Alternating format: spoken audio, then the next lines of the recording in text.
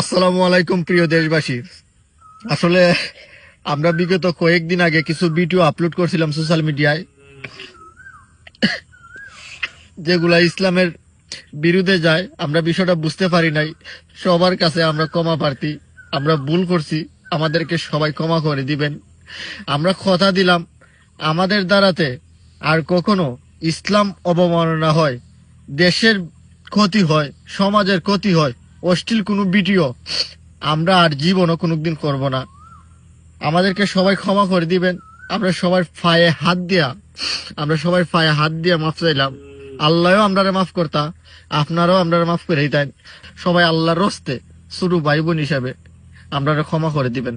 এবং প্রবাসী ভাই যারা আছেন, সবার কাছে বিনীতভাবে অনুরোধ, আপনারা আমাদেরকে ক্ষমা করে দিবেন। এবং আমার ধর্মপ্রাণ মুসলমান ভাইদের কাছে আমাদের অনুরোধ, আমরা আর কখনো জীবনে এইরকম কোনো ভুল কাজ করবো না।